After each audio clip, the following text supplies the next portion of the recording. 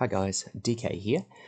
Today I am doing a quick video in response to questions and comments that have come through on the DKUI Food4Rhino page.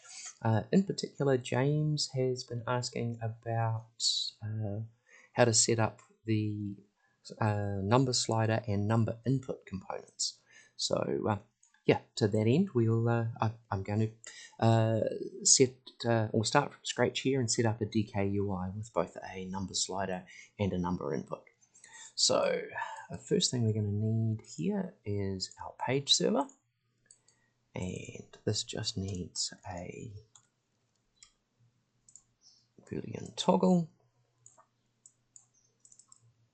and that's coming up absolutely fine. And then I'm going to grab a build page and put that into the page input, and under styling I'm going to grab the dark style, and just to keep my my display a little bit cleaner here, I'm going to grab that dark style. I'm going to internalize it into a text component, and so that has all of the defaults, but with a much smaller component footprint.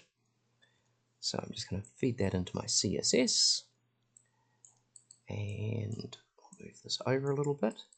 So the first thing James was asking for was a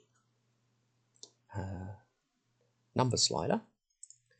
So I'm going to place a number slider, and I'm going to grab a panel, and we'll call this test slider. And our smallest input was a 1, largest input was a 10, and then it was a step of 0.1.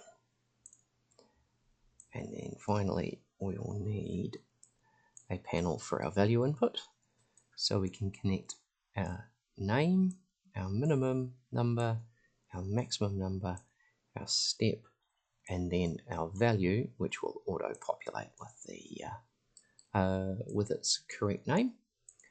And I'm just going to tidy that up and slide this in. And the second component that James was asking about was a number input. So I'll put that down, and at this stage I'm actually going to use exactly the same setup here. So we'll call this test number, and we can connect name, minimum number, maximum number, step, and value, and this will of course rename to the new details. So we have both of those set up. I'm now going to use a merge component, and I'm going to merge my slider and my number together, and it's always good practice just to flatten these inputs. And I'm going to bring my server over, and I'll just feed this into my HTML input, and there we go. We've got a test number and a test slider have come up, and I think I'm going to create a sphere, and we'll put the radius into the input, and then I'm going to put a move component, and in the X direction, and we can use the value. So if we then take our sphere, put it into the move, and then we can have a custom preview to give us an output. So just everything else here I will preview off. So we just left with this sphere.